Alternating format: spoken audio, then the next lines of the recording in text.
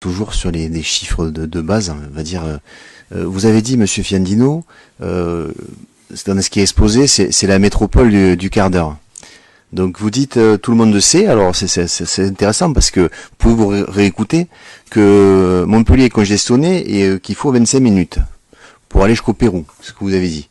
Donc je sais pas dans quel, donc il y a un moment où pour pouvoir discuter, il faut quand même savoir discuter sur des choses, faire preuve un petit peu d'une certaine forme d'honnêteté intellectuelle.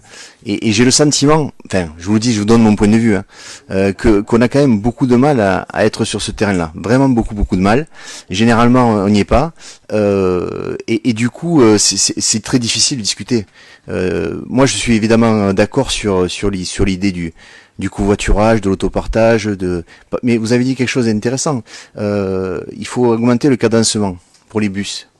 Moi, l'option aussi du trambus, où on en est du cadencement finalement. On a un petit peu augmenté, mais aujourd'hui, on est loin du compte pour une ville comme Grabel qui atteint bientôt 10 000 habitants, qui est une des villes les moins bien desservies de la métropole de Montpellier, sur les villes périurbaines. Donc, vous prenez le schéma d'aménagement, vous dites on est dans une rupture. Quand on regarde le schéma d'aménagement des tramways sur la métropole de Montpellier, c'est la continuité du projet de Georges Frêche. Avec tous les tramways, y compris la ligne 5, qui étaient imaginés, moi Georges Frêche les avais imaginés, qui vont passer par le centre-ville et par la gare, qui vont se croiser. Donc on n'est pas du tout sur de la rupture, on est sur l'héritage de continuité mal pensé, où on essaie de faire des bouts de trucs, des bouts de machin avec des subventions qu'on obtient. On parle de la ZFE. Monsieur Fanny, vous parlez de la ZFE. ZFE, c'est un sujet que je connais en partie parce que je travaille sur ce sujet-là, mais pas sur la ZFE de Montpellier. Mais par exemple, la ZFE, aujourd'hui, vous avez tout à fait raison, le 1er janvier 2025, c'est les critères 3 qui sont touchés, mais il n'y a pas de système de verbalisation. Donc c'est-à-dire qu'aujourd'hui, le système de verbalisation qui doit être mis en place par l'État, mais vous voyez